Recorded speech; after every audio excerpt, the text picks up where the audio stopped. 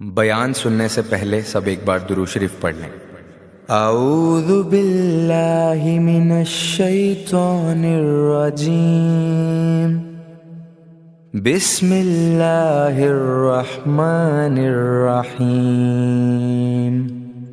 اللہم صلی علی محمد وعلی آل محمد کما صلیت علی ابراہیم وعلی آل ابراہیم انک حمید مجید، اللہم بارک علی محمد وعلی آل محمد کما بارکت علی ابراہیم وعلی آل ابراہیم انک حمید مجید۔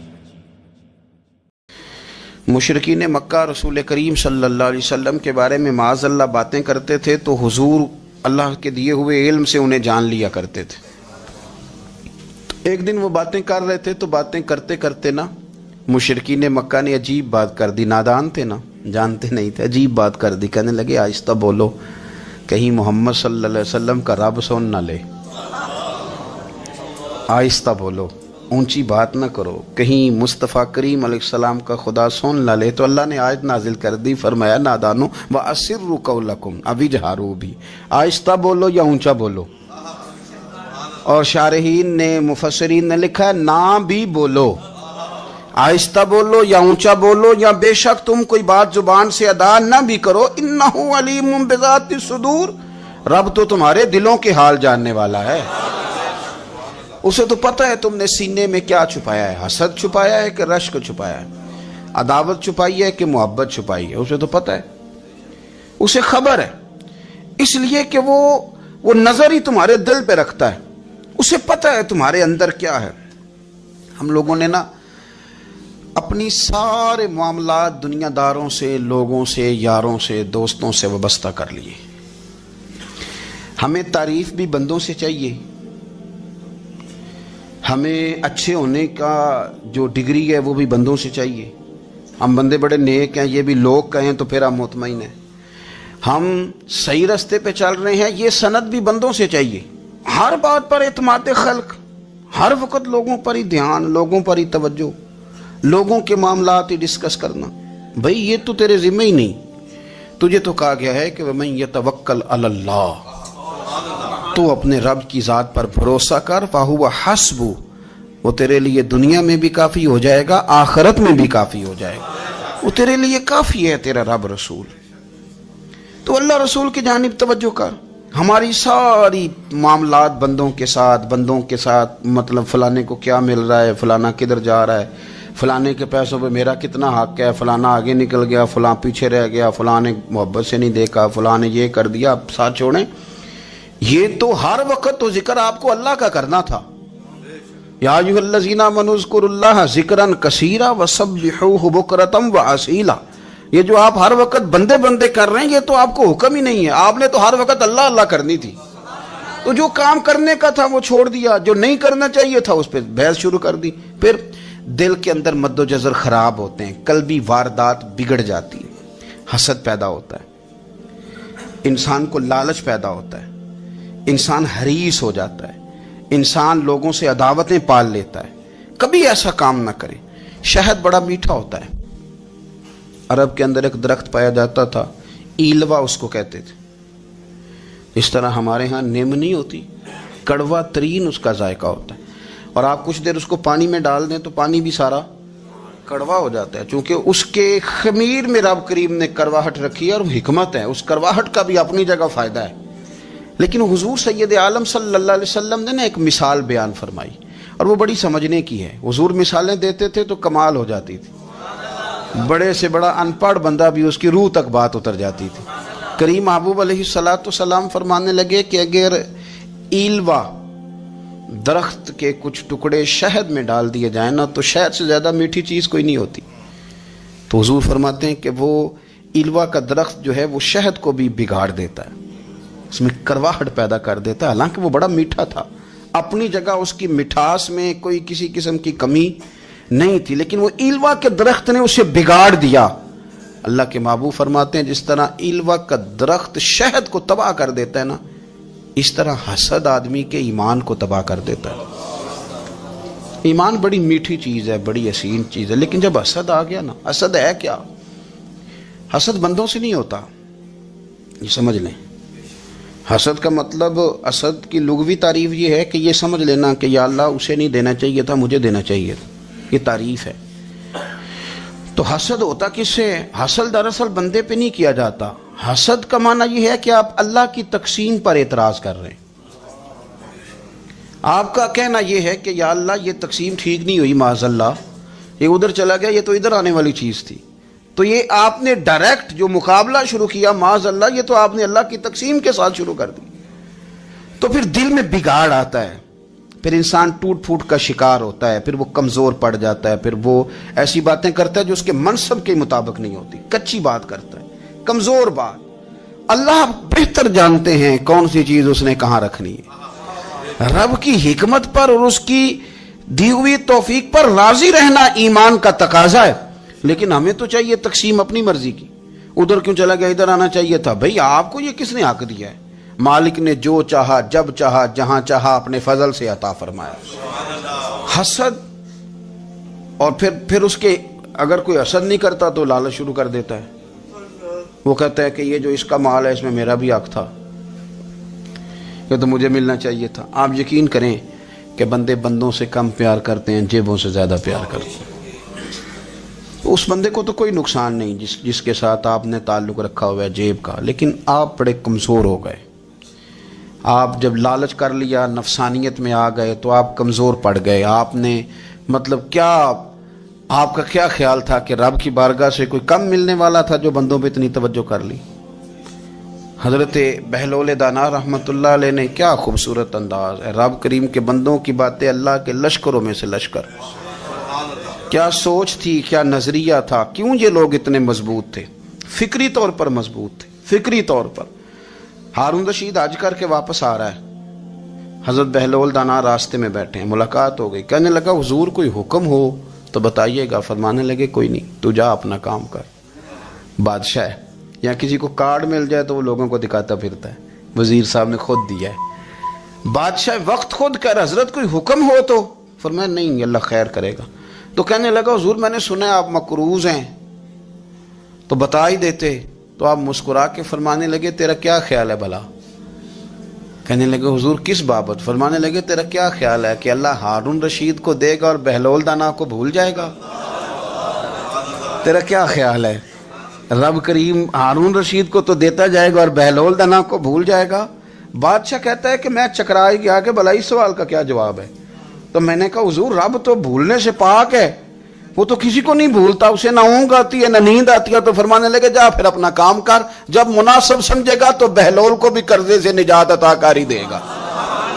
تو جا اپنی ڈیوٹی کر، وہ جب چاہے گا نا تو میرے قرضے دور۔ تو کیا سمجھتا ہے کہ تجھے یاد رکھے گا، مجھے بھول جائے گا؟ یہ کیسے ہو سکتا ہے؟ او یار ادھر دیکھ، میری بات سن۔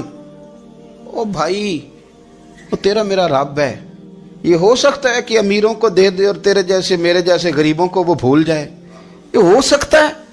تو کیوں لوگوں کی جیبوں پہ توجہ، لوگوں کی جیبوں پہ نظریں، فلانے کے پاس آ گیا تو میں رہ گیا، مطلب کس لیے؟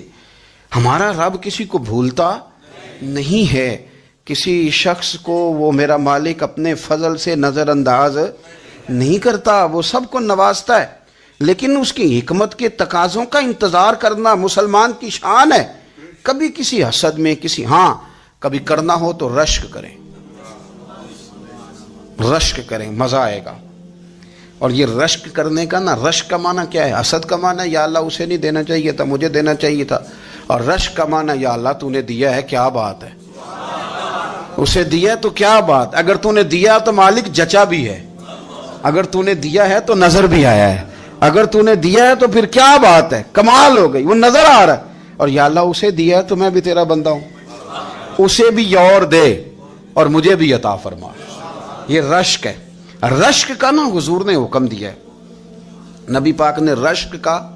ہمارا یہ مسئلہ ہے کہ ہم نا جو کرنے والا کام ہے وہ نہیں کرتے، رشک کریں۔ بخاری مسلم میں حدیث ہے، نبی پاک صلی اللہ علیہ وسلم نے فرمایا 2 بندوں پر رشک کرو۔ کہو کیا بات؟ رشک کرو 2 بندوں۔ یا رسول اللہ کون کون سے؟ فرمایا ایک وہ مالدار جسے اللہ دولت دے اور وہ صبح بھی رب کے رستے میں خیرات کرے اور شام بھی رب کے رستے میں خیرات کرے، یہ قابل رشک ہے۔ کہو تیری کیا بات ہے بھائی، کیا تجھے اللہ نے نوازا ہے، اور اس پر رشک کرو کو یا اللہ اسے اور دے تاکہ یہ تیرے بندوں پہ اور اثار کرے اور تیرے بندوں پہ سخاوت کرے، اور اللہ اس کے فعل تصدق ہمیں بھی عطا فرما۔ اور حضور فرماتے ہیں ایک مالدار پر جو صبح و شام سخاوت کرے، اور ایک اس عالم پر جسے اللہ قرآن کا علم دے، وہ صبح بھی لوگوں کو قرآن مجید کے ترجمے تفسیریں قرآن کے درس سکھائے، اور شام بھی لوگوں کو قرآن مجید کے درس عطا فرمائے۔ اس پر رشک کرو، کہو کیا بات ہے یار تیری، تجھے اللہ نے کتنا نوازا۔ قابل رشک لوگوں پر رشک کرو، ان کی تعریف کرو، ان کے لیے اچھے کلمات ادا کرو۔ معاشرے میں حسد پرموٹ ہوا ہے، اگر کبھی رشک پرموٹ ہوتا نا تو عزتیں بڑھ جاتی، محبتیں بڑھ جاتی، خلوص میں اضافہ ہوتا، لوگ ایک دوسرے کے قریب آتے۔ ہم نے کسی فضیلت والے کی فضیلت کو تسلیم کرنے سے انکار کر دیا، ہم نے کسی بڑائی والے کی بڑائی کو تسلیم کرنے سے انکار کر دیا، ہم نے حسد کیا، ہم نے لالچ کیا، ہم حریص ہوئے۔ اس کا نقصان یہ ہوا کہ لوگ ایک دوسرے کے پاس رہتے ہوئے پاس نہیں رہتے، ایک دوسرے کے ساتھ وقت گزار رہے ہوتے ہیں لیکن ان کے بارے میں رویے ان کے سخت ہوتے ہیں، لب و لہجہ تلخ ہوتا ہے، جب وہ کسی کے بارے میں بے لاگ تبصرہ پوچھا جائے تو غلط باتیں کریں، رشک کریں۔ دیکھیں نا حضرت ابو بکر صدیق رضی اللہ، حضرت عمر فاروق رضی اللہ، ساری زندگی دوڑ لگی رہی۔ حضرت عمر کہتے ہیں میں نے ساری زندگی دوڑ لگائی ہے کہ ابو بکر سے آگے گزر جائیں، لیکن یہ دوڑ حسد والی نہیں، یہ رشک والی۔ فرماتے میرا دل کرتا تھا کہ میں نیکیوں میں ابو بکر سے آگے گزر جاؤں، حضور کے عشق میں ابو بکر سے آگے گزر جاؤں، نبی پاک علیہ السلام کی اولاد کی محبت میں ابو بکر سے آگے گزر جاؤں، میں نا خیر کے کاموں میں آگے گزروں۔ کہتے میرا ساری زندگی رشک کا رشتہ رہا، یہ رشتہ شاندار ہے، اس پر عمل کریں، اس پر توجہ کریں، بجائے اس کے کہ یہ کہنا کہ استاد جی کا فلانے سے زیادہ پیار ہے، پیار کی وجوہات تلاش کر۔ مرشد فلانے پہ نظر رکھتے ہیں تو میرے بھائی وہ نوٹوں کی وجہ سے نظر نہیں رکھتے، تو وجہ تو تلاش کرنا، وجہ کیا ہے، تو اپنے آپ کو اس طرح کا بنا، تو اس طرح کی کیفیات پیدا کر اپنے اندر۔ ہم کیا کرتے ہیں کہ رشک کرنے کی بجائے حسد کرتے ہیں۔ حسد نہیں کریں، اپنے آپ کو سنواریں، وہ رشک کی وجہ سے آپ سنوار سکتے ہیں۔ نبی پاک علیہ السلام کی پیاری زوجہ ام المومنین سیدہ عائشہ صدیقہ،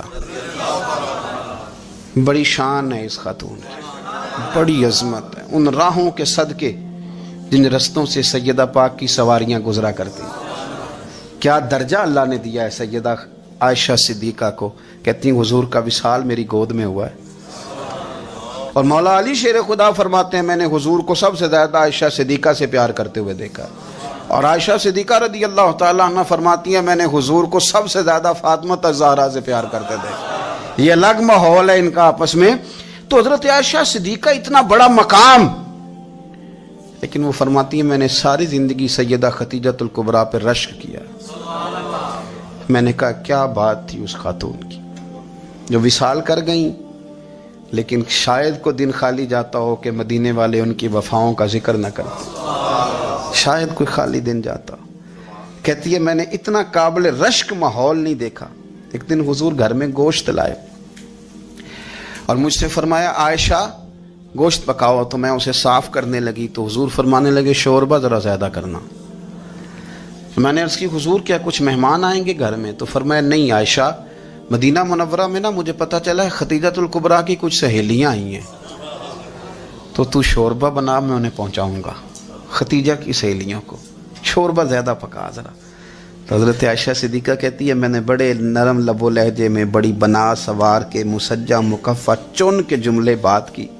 میں نے عرض کی حضور سنا ہے وہ آپ سے 15 سال عمر میں بڑی تھی، نکاح بھی پہلے ہو چکا تھا، اور بتاتے ہیں لوگ کہ بظاہر کوئی حسن و جمال بھی اس ماحول کا نہیں تھا۔ حضور اللہ نے آپ کو جوان اور خوبصورت بیویاں دی ہیں، پر میں جب بھی سنتی ہوں جناب خدیجہ کا ذکر ہی سنتی ہوں۔ میں نے رشک کے انداز میں کہا، کہتی میں بات کہہ کے خاموش ہو گئی، اور جب میں نے نظر اٹھا کے دیکھا تو حضور کی آنکھوں میں آنسو۔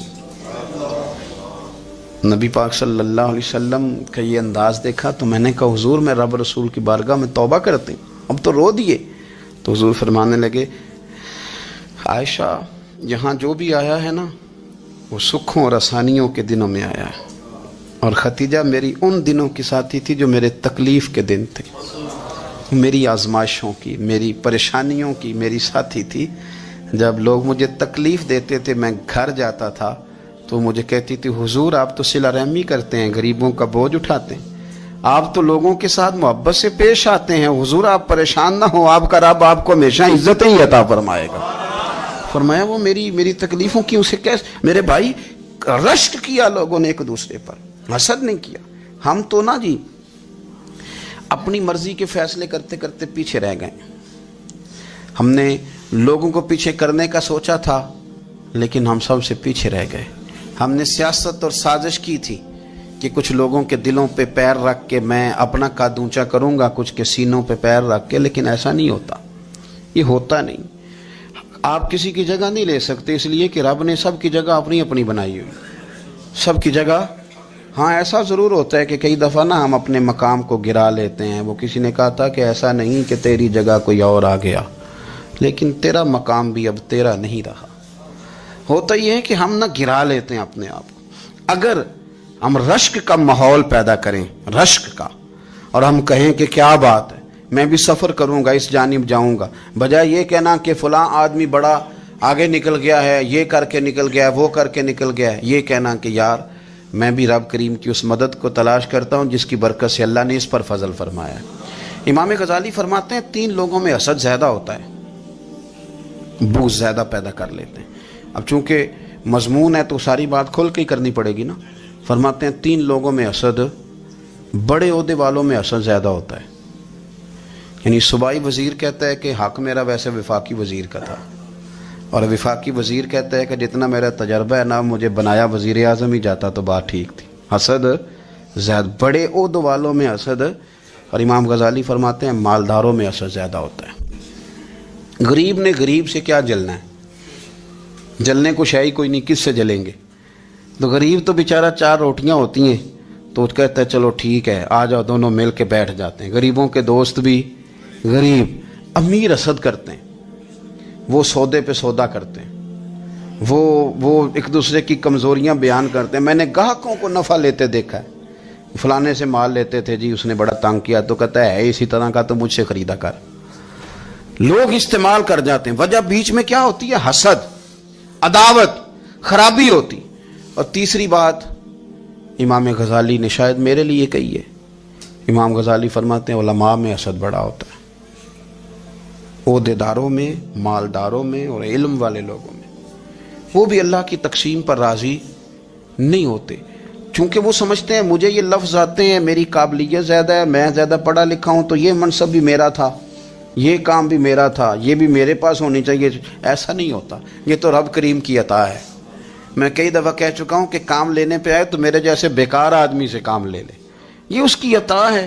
اب ہمیں کرنا کیا ہے؟ ہمیں اس کی تقسیم پر راضی رہنا ہے، اس کی تقسیم پر قربان جائیں۔ رسول پاک علیہ السلام سے صحابی نے پوچھا حضور عزت کیا ہے؟ فرمایا جو رب نے تجھے دیا اس پہ راضی ہو جا، اللہ عزت عطا کر دے گا۔ قناعت کر، جو اللہ نے تجھے دیا اس پر قناعت کر، اللہ تجھے عزت دے دے گا۔ حضور ذلت کیا ہے؟ فرمایا لوگوں سے لالچ نہ رکھنا، تو ذلیل ہو جائے گا، لالچ نہ کر۔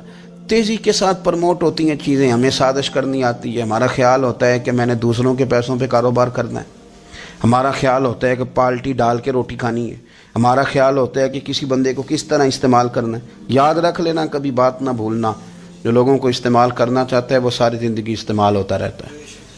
جو کسی شخص کو کسی مقام پر رسوا کرنا چاہتا ہے اپنی عزت بچا نہیں پاتا۔ جو آدمی لوگوں کو حقیر جانتا ہے اللہ اسے کبھی عزتیں عطا نہیں کرتا، وہ گڑھوں کے اندر گرتا چلا جاتا ہے۔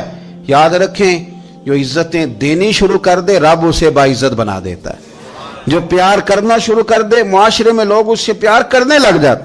جو کسی دیکھیں اگر ہم وہاں سے مانگے جہاں سے سب کو ملتا ہے تو پھر بندوں پر اتنی نظر رکھنے کی ضرورت باقی رہتی نہیں ہے۔ ادھر دیکھیں رشک کریں گے تو لالچ سے بھی بچیں گے، حسد سے بھی بچیں گے۔ بخاری مسلم میں حدیث ہے، حضرت ابو ہریرہ رضی اللہ تعالیٰ عنہ کہتے ہیں ہم حضور کی بارگاہ میں حاضر تھے تو کچھ غریب لوگ حاضر ہوئے، غربا، انہوں نے عرض کی یا رسول اللہ صلی اللہ علیہ وسلم ایک گزارش کرنے آئے. حضور نے فرمایا کہو. کہ یا رسول اللہ امیر تو ہم سے آگے نکل گئے. حضور نے فرمایا کس بات میں؟ عرض کی حضور نمازوں میں نہیں ہم گزرنے دیتے، اتنے نفل وہ پڑھتے ہیں اتنے ہم بھی پڑھ لیں گے. صحیح بتانا صحیح. آج کل یہ نمازوں کا مقابلہ بھی ہے کہ نفل میں نے زیادہ پڑھنے. عبادت میں نے. ہمارے صاحب رحمۃ اللہ علیہ فرمایا کرتے تھے آستانوں پہ گدی نشینوں کا تو رولا ہوتا ہے، اللہ اللہ کرنے کا رولا نہیں ہوتا. یہ تو شور ہوتا ہے کہ سجادہ میں ہوں سجادہ، اور سب نے کوئی نہ کوئی کہانی سنائی ہوتی. کہتے نہیں ابا جی مجھے کہہ گئے تھے کان میں. دوسرا کہتا نہیں مجھے لکھ کے دے گئے تھے. تیسرا کہتا تمہیں تو پتہ ہی نہیں، تم تھے ہی نہیں، عمرے پہ تو میرے ساتھ گئے تھے. جو میرے ساتھ ان کا معاہدہ ہوا وہ خانہ کعبہ میں ہوا ہے، لہذا میرا پہلا نمبر ہے. سب کے پاس کوئی نہ کوئی معاملہ ہوتا ہے. یہ سارے کام کوئی ضروری نہیں. ضروری کیا ہے کہ وہ جو کہتے تھے کرو، جس نے سب سے زیادہ کر کے دکھایا وہ زیادہ جانشین ہے. وہ زیادہ جانشین ہے جس نے زیادہ کر کے دکھایا. معاملہ تو یہ ہے کہ اس رستے پہ کس کس نے چلنا ہے. لوگ تو سجادہ نشینی سے بھاگا کرتے تھے، بھاگتے تھے. حضرت ابو بکر صدیق رضی اللہ تعالیٰ عنہ کا وصال ظاہری ہوا تو حضرت عمر خلیفہ بنے. تیسرا دن تک خلیفہ بنے ہوئے. 2-3 چھوٹی چھوٹی بچیاں آ گئیں. چاچا جان آپ خلیفہ بنے؟ فرمایا ہاں. چلو پھر عصر کے بعد ابو بکر ہمارے گھر جاتے تھے. فرمایا پتر تمہارے گھر کیا ہے؟ کہنے لگی ہم یتیم ہیں، ہمارا بھائی کوئی نہیں. ابو بکر روز عصر کے بعد آتے تھے، ہماری بکریوں کا دودھ دھو کے ہمیں دے جاتے تھے. کچھ بیچ کے گزارا کر لیتی تھیں، کچھ پی لیتی تھیں. چچا 3 دن ہو گئے، میری اماں بھی روتی ہے، بہنیں بھی روتی ہیں، آپ چلیں گے؟ تو جناب سیدنا عمر فاروق کہتے ہیں میں نے دستار سر پہ رکھی اور پٹکا میں نے اپنے کندھے پہ رکھا. بیٹیاں آگے آگے، میں پیچھے پیچھے روتے جا. ایک صحابی نے پوچھا عمر کیوں رو رہے ہو؟ کہنے لگے یار یہ ابو بکر کتنا مشکل رستہ دے کے گیا، کتنا مشکل رستہ ہے اس کے طریقے پہ چلنا. یہ لوگ تو سجادہ نشینی اتنا کٹھن کام تھا، لوگ بھاگا کرتے تھے. شوق آ گیا. اب رسول کریم علیہ السلام کے حضور ناز حاضر ہو کے عرض کی حضور امیر آگے گزر گئے، نمازوں میں نہیں ہم گزرنے دیتے، ہم ان سے زیادہ پڑھیں گے. نفلوں میں نہیں گزرنے دیتے، زیادہ پڑھیں گے. یا رسول اللہ صلی اللہ تعالی علیہ وسلم ہم انہیں نہ تلاوت قرآن پاک میں نہیں آگے گزرنے دیں گے، وہ ہم زیادہ پڑھیں گے. لیکن حضور وہ مالدار ہیں، غلام آزاد کرتے ہیں، صدقات کرتے ہیں، خیرات، اس کا ہم کیا کریں؟ حضرت سیدنا ابو ہریرہ فرماتے ہیں کہ جواب تو حضور نے بعد میں دینا تھا، پر جب ان کا سوال ختم ہوا تو میں نے حضور کا چہرہ نور دیکھا تو رسول پاک کا چہرہ خوشی سے کھلتا ہوا مجھے نظر آیا. گویا یہ جو رشک ہے نا کہ نیکی میں آگے گزرنا، یہ حضور کو اتنا پسند آیا کہ ان کے سوال سے حضور بڑے راضی ہوئے. کریم فرمانے لگے، حضور فرمانے لگے میں تمہیں ایک وظیفہ بتاتا ہوں، تم وہ پڑھو، امیر جتنی بھی نیکیاں کریں گے نا اللہ تمہیں ان کے برابر ثواب دے دے گا. لے لو نسخہ، یہ کرو کام. یا رسول اللہ بتائیں؟ فرمایا رات کو نا 33 بار سبحان اللہ پڑھا کرو، 33 بار الحمدللہ پڑھا کرو، 34 بار اللہ اکبر پڑھا کرو. اب جتنی بھی نیکیاں امیر کریں گے نا تمہارے وظیفے کی برکت سے اللہ تمہیں ان کے برابر ثواب عطا کر دے. اب جناب ابو ہریرہ کہتے میں نے ان کے چہرے دیکھے تو مجھے یوں محسوس ہوا کہ جس طرح کسی بندے کی کھوئی ہوئی رقم مل جائے تو وہ راضی نہیں ہوتا. کھوئی ہوئی رقم مل جائے تو بڑا جیسے کوئی اس کے ہاتھ، چلیں اپنا ترجمہ کر لیتے ہیں، کمیٹی نکلنے پہ نہیں بندہ بڑا راضی ہوتا کہ 11 مہینے سے دے رہا تھا، 10 مہینے سے چلو نکل ہی آئی ہے، شکر ہے اللہ کا. بڑا خوش ہوتا ہے بندہ، بڑا راضی ہوتا ہے. اس طرح ان لوگوں کے چہرے کھل اٹھے. کیا بات ہے حضور، بس اب نہیں ہم گزرنے دیتے. گھر چلے گئے، وظیفے پڑھنے لگے. کچھ دنوں کے بعد ان میں سے کچھ لوگ واپس آئے. حضرت ابو ہریرہ کہتے ہیں مجھے چونکہ وہ پرانی بات یاد تھی تو میں دلچسپی سے ان کا آنا جانا دیکھنے لگا. وہ کریم کی بارگاہ میں آ کے بیٹھے تو ان میں سے ایک شخص بڑی پریشانی کے ساتھ کہنے لگا حضور بڑی پریشانی لگ گئی. فرمایا کیا ہوا؟ عرض کی یا رسول اللہ صلی اللہ علیہ وسلم وہ جو آپ نے وظیفہ بتایا تھا نا، میرے کچھ پڑوسی امیر ہیں، وہ تو انہوں نے بھی سن لیا ہے. حضور رات میں نے سنا ہے وہ مالدار بندہ ہے، صدقے خیرات بھی بڑے کرتا ہے، غلام بھی بڑے آزاد کرتا ہے، پر وہ بھی سوتے وقت 33 بار سبحان اللہ پڑھ رہا تھا. وہ تو اس نے بھی سن لیا. حضور وہ بات یہاں سے نکلی ہے، جانے کہاں کہاں پہنچی ہے، تو وہ بھی پڑھ رہا تھا. حضور اب کیا بنے گا؟ تو کہتے ہیں اس کے سوال پر بھی میرے حضور بڑے ہی مسکرائے. باقاعدہ دہک ہو گیا حضور کے، دہک ہو گیا. سرکار کھول کے نہیں مسکراتے، لیکن آج हुजूर इतना मुस्कुराए कि मैंने हुजूर के मुकद्दस दांतों की ज़ियारत कर ली। देख हो गया बाकायदा हुजूर का। हुजूर फरमाने लगे, उन्होंने भी सुन लिया हुजूर, और सुन के पढ़ना भी शुरू कर। अब बात को समझे कि किसी अमीर ने ये नहीं कहा कि ये तो गरीब के लिए वजीफा था। मैं कहता हूं अल्लाह अल्लाह का मिजाज ही नहीं। मिजाज ये कि सियासत कैसे करनी है, चक्कर कैसे चलाना है, कोई कहानी कैसे सुनानी है। उधर उनको मिला, हालांकि बात तो गरीबों से हो रही थी। हुजूर तो उन्होंने भी पढ़ना शुरू कर दिया। अब हम क्या करें? रसूल करीम ने फरमाया, वो भी पढ़ रहे हैं, हुजूर पढ़ रहे हैं, तो फरमाया ज़ालिका फ़ज़लुल्लाह युतीही मन यशा। भाई फिर ये तो अल्लाह का फजल है ना, वो जिसे चाहे अता करे। अब ये हुजूर ने कह दिया तो हजरत अबू हुरैरा कहते हैं मैंने पलट कर उन लोगों के चेहरे देखे, कुर्बान जाएं, मैंने फिर उनके चेहरों पर इत्मीनान देखा, मैंने सुकून देखा, इसलिए कि वो समझ गए जब रब फजल करे तो फिर फजल के मामले में अल्लाह के बंदे बहस नहीं किए करते। वो मुतमईन होके गए, कहने लगे हुजूर फिर ठीक है, अगर मालिक इस तरह तकसीम कर रहा है तो फिर हम राजी हैं अपने रब करीम की रजा पे। अपनी जिंदगी जब आप बड़ी मोहब्बत से कुर्ब व जवार से तशरीफ़ लाते हैं, मैं कुरान और सुन्नत के बहुत सारे उन्वानात देख के आपकी खिदमत में एक बात अर्ज़ करूं, अपनी सारी तवज्जो अपने रब रसूल की जानिब माइल करें। जितना आप दाएं बाएं देखेंगे ना, उतना गाड़ी के टकराने का खतरा बढ़ जाएगा, वसवसे ज़्यादा आएंगे, उलझ जाएंगे। इतना ज़्यादा दाएं बाएं ना देखें, ये क्या कर रहा है, फलाना क्या कर रहा है, फलाने का ये मामला किस तरह का था, ना ना ना। आप तवज्जो अल्लाह की जानिब रखें। देखें मेरा और मेरे रब का मामला ठीक चल रहा है, अल्लाह रसूल के साथ मेरे मामलात ठीक हैं। यहाँ तो आप किसी की इस्लाह करेंगे, दावत देंगे या दुआ करेंगे, तनकीद की तो वैसे दीन में इजाज़त नहीं है। आपने यहाँ किसी की इस्लाह करनी और वो दर्द के साथ करनी, और यहाँ किसी के लिए दुआ करनी है कि या अल्लाह इस बंदे पे रहम फरमाए से बदल दे। तनकीद की और तंज की तो इजाज़त, अपना मामला रब करीम के साथ, हमारी सोचें किस तरह की हैं, हमारे अंदर माहौल किस तरह का है, वो चूँकि दिलों के हाल जानता है। और नबी पाक सल्लल्लाहु अलैहि वसल्लम ने फरमाया ना तुम्हारी जेबें देखता है ना तुम्हारे चेहरे देखता है, वो तो जब देखता है तुम्हारा दिल देखता है। इसकी कैफियत क्या है? हज़रत अनस बिन मालिक रदी अल्लाह तआला अन्हु फरमाते हैं, इस हदीस को याद रखिएगा, हाफिज़ मुंज़री ने तरगीब व तरहीब में लिखी है। फरमाते हैं कि हज़रत अनस बिन मालिक रदी अल्लाह तआला अन्हु फरमाने लगे कि एक हुजूर के एक ग़ुलाम, एक सहाबी बीमार थे, तो हुजूर ने फरमाया अनस चलो तीमारदारी करते हैं। कहते हैं हुजूर के साथ गए, नबी पाक सल्लल्लाहु अलैहि वसल्लम पहुँचे। जब हमने उस शख्स को देखा तो हज़रत अनस कहते हम परेशान हो गए, क्योंकि हमने उसे बड़ा सेहतमंद देखा था, वो कमज़ोर हो गया, वजूद पर बहुत सारा गोश्त देखा था। अब हम देख रहे हैं कि वो हड्डियाँ ही हड्डियाँ रह गई हैं, चेहरा बड़ा बारौनक था, अब कमज़ोरी हो गई। रसूल करीम तशरीफ़ ले गए और हुजूर उसकी चारपाई के सरहाने बैठे, और जब हुजूर ने अपना दस्ते मुबारक उसके बालों में रखा और नबी पाक ने दस्ते शफ़क़त फेरा, तो कहते हैं उस शख्स ने आंखें खोली और हुजूर का चेहरा देखा तो उसकी खुशी की कोई इंतहा न रही, बड़ा राज़ी हुआ, बड़ा राज़ी। और हुजूर ने उसके लिए दुआ की, उस दुआ पर भी उसे बड़ा इत्मीनान क़ल्ब भी नसीब हुआ। कहते हैं हुजूर अक्सर तीमारदारी फरमाते थे, पर आज ना हुजूर ने एक निराली, अनोखी और इनफरादी बात इरशाद फरमाई। हुजूर ने फरमाया तू बड़ा सेहतमंद था, कमज़ोर हो गया, बड़ा ताकतवर था, तू ज़ईफ़ हो गया, एक सवाल का जवाब तो दे। या रसूलल्लाह फरमाइए। तो हुजूर फरमाने लगे इस हालत में जब तू शदीद बीमार और तकलीफ़ में, ये बता कि इस वक्त तेरा अपने रब के बारे में गुमान क्या है।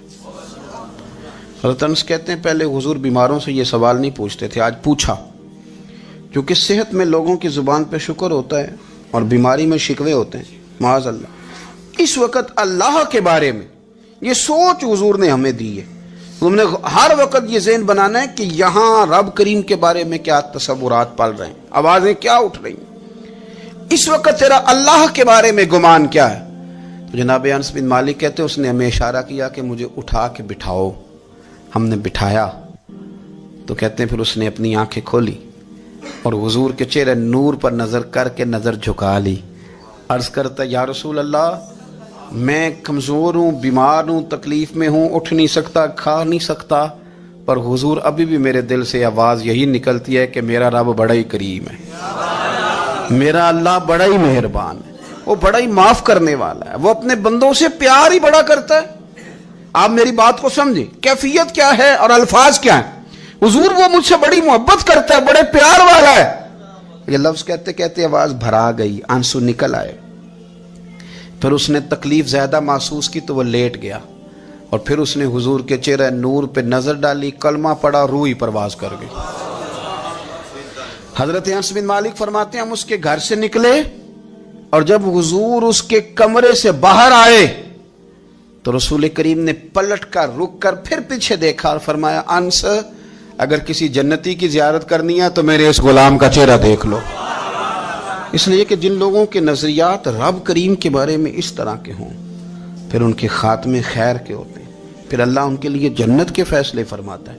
اپنے افکار میں، نظریات میں، سوچوں میں کوئی ضروری نہیں ہے کہ ہم لوگوں کو دو لفظ کہہ کے مطمئن کر لیں تو ہم خود ضمیر کے قیدی بن کے زندگی گزار دیں۔ یہ معاملہ ٹھیک نہیں، یہ صحیح نہیں چلتا۔ آپ اپنی قلبی واردات پر، قلبی خیالات اور تصورات پر کڑی نگرانی رکھیں گے۔